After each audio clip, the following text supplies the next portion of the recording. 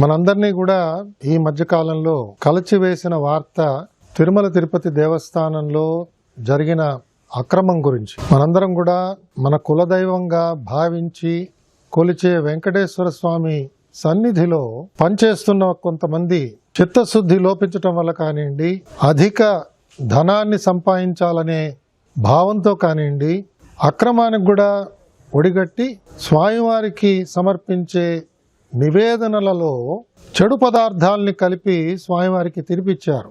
దురదృష్టం ఏమిటంటే ఇవాళ బొంకించి అసలు తప్పే జరగలేదన్నట్టుగా మాట్లాడటం కూడా చాలా శోచనీయం. అదే సమయంలో నేను దురదృష్టవశాత్తు ఒక ఎక్స్పర్ట్గా తిరుమల తిరుపతి దేవస్థానం నన్ను ఆ బాధ్యత అప్పగించింది, నేను ఆ బాధ్యతల్లో విఫలుడనయ్యాను అని ఒక ఎక్స్పర్టు నిన్న పోలీసు వాళ్ళకి స్టేట్మెంట్ ఇచ్చి తను దుర్మార్గంగా సంపాదించిన ధనాన్ని ఆయన పోలీస్ ఏసీబీ వాళ్ళకి అప్పచెప్పాడు. కాబట్టి మనం చూస్తున్నది ఏమిటంటే తప్పు చేసిన వాళ్ళల్లో చిత్తశుద్ధి ఇప్పటికి కూడా రావటం లేదు. అంటే వెంకటేశ్వర స్వామిని మనం ఏ విధంగా మనం అక్రమాన్ని చేసినా కూడా మన మీద శిక్ష పడదు అనే ఒక భావంతో వారు ఆ రకంగా మాట్లాడటం చాలా చాలా బాధాకరం. మనం ఒకసారి పూర్వపరాల్లోకి వెళితే తిరుమల తిరుపతి దేవస్థానం ప్రతిరోజు సుమారు 13,000 కిలోల నుంచి 18,000 కిలోల దాకా నెయ్యి కొనుగోలు చేస్తుంది. మనందరికీ తెలిసిందే, స్వామివారి ప్రసాదం అనగానే మనందరికీ మనస్సులో మెలిగేది శ్రీవారి లడ్డు. అలాగే మన బంధువులు కానీ మిత్రులు కానీ యాత్ర చేసి వచ్చారు అంటే మనం చాలా చాలా ఆనందంగా ఉత్సాహంగా ఎదురు చూసేది మనకెప్పుడు లడ్డు తీసుకొచ్చిస్తారా అని చూస్తుంటాం. పరీక్షలకు వెళ్ళే విద్యార్థులు, కళ్యాణం చేయించుకునే పెద్దవాళ్ళు, వృద్ధాప్యంలో చేసుకుంటున్న ఉత్సవాల్లో కూడా స్వామివారి యొక్క ప్రసాదాన్ని అపురూపంగా భావించే జాతి మనందరిది కూడా. యావత్ భారతదేశం అంతా కూడా వీళ్ళందరూ ఇవాళ ఉండి వాళ్ళందరూ కూడా భారతదేశంలో ఎక్కడికి వెళ్ళినా కూడా తిరుమల గురించి, కలియుగ ప్రత్యక్ష దైవం గురించి మాట్లాడుతున్నప్పుడు స్వామివారి ప్రసాదం గురించి మాట్లాడతారు. మరి కేవలం లడ్డూ ప్రసాదం ఒకటే కాకుండా స్వామివారి అన్నప్రసాదాల్లో కూడా అదే నెయ్యి వాడతారు. ఉపదేవాలయాల్లో కూడా వాడే నెయ్యి ఈ విధంగానే తిరుమల తిరుపతి దేవస్థానం వాళ్ళు ప్రొక్యూర్ చేసి ఇస్తుంటారు. కొన్ని ప్రాంతాల నుంచి వస్తున్న నెయ్యి మనకి క్వాలిటీ బాగాలేదు, నాణ్యత లేదు అని తెలిసినప్పుడు వాళ్ళకి నోటీసులు ఇచ్చి వాళ్ళని ఆపేయడం విధిగా జరుగుతూ ఉంటుంది. తిరుమల తిరుపతి దేవస్థానం ఆధ్వర్యంలో ప్రొక్యూర్మెంట్ కమిటీ వాళ్ళు ఈ ప్రొక్యూర్మెంట్ చేస్తుంటారు. ఆ ఘీ ప్రొక్యూర్మెంట్ చేస్తున్నప్పుడు ఆ ఘీలో నాణ్యత ఎలా ఉన్నది అవన్నీ కూడా వాళ్ళు చాలా జాగ్రత్తగా పరిశీలన చేయవలసిన బాధ్యత వారి మీద ఉన్నది.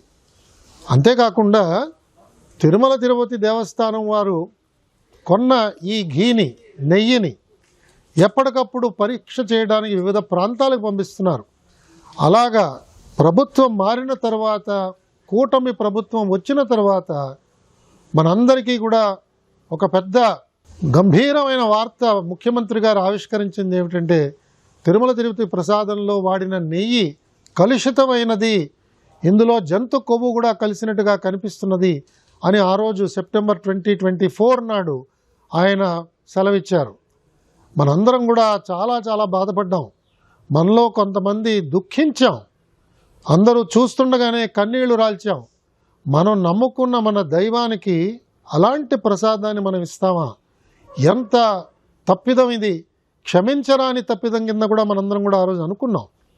దాన్ని వెంటనే ప్రభుత్వం చర్యలు తీసుకుని ఎంక్వైరీ చేయడానికి ఒక డిఐజీ స్థాయి అధికారిని వెంటనే ఎంక్వైరీ ఆఫీసర్గా పెట్టి ఎస్ఐటీని ఫామ్ చేసిన తర్వాత ఎవరైతే తప్పు చేసి ఉంటారని మనం అందరం భావిస్తున్నామో వారు సుప్రీంకోర్టుకు వెళ్ళి మేమేం తప్పు చేయలేదని చెప్పి ఆ రోజు బొంకారు. అప్పుడు సుప్రీంకోర్టు ఏర్పాటు చేసిన స్పెషల్ ఇన్వెస్టిగేషన్ టీం ఈ అంశంలోకి వెళ్ళి వారు అనేక మంది ఎక్స్పర్ట్స్ని, రాష్ట్ర ప్రభుత్వ పోలీస్ యంత్రాంగంలో ఉన్న సభ్యులు, సిబిఐలో ఉన్న సభ్యులు అందరినీ కూడా, అలాగే FSSAI అంటే ఆహార నాణ్యతని పరీక్ష చేసే ఒక ఏజెన్సీ, కేంద్ర ప్రభుత్వ స్థాయిలో ఉన్న ఏజెన్సీ ప్రతినిధులు, వీరందరినీ కలిపి SIT ఏర్పాటు చేశారు. కాబట్టి ఇవాళ వారిచ్చిన రిపోర్ట్ని అందరం కూడా జాగ్రత్తగా పరిశీలన చేద్దాం. ఇవాళ ఉన్న ప్రభుత్వం, ఇవాళ బోర్డులో పనిచేస్తున్న చైర్మన్ గారు కానీ, ఎగ్జిక్యూటివ్ ఆఫీసర్ గారు కానీ, గౌరవ ధర్మకర్తల మండలి సభ్యులందరినీ కూడా మనం ఆశించేది, కోరేది, భవిష్యత్తులో ఇలాంటి చర్యలు రాకుండా ఎలాంటి చర్యలు మనం తీసుకోవాలి. ఇలాంటి తప్పిదాలు జరగకూడదు. ఇది తప్పిదమే కాదు, ఇది దుర్మార్గం. ఇది కలుషితమైన ఆలోచనతో పెట్టరేగిపోయిన కొంతమంది మన మనోభావాలని దెబ్బతీసేటట్టుగా వారు ప్రవర్తించారు. దీని ద్వారా కోట్ల రూపాయలు వారు గుల్లకొట్టారు.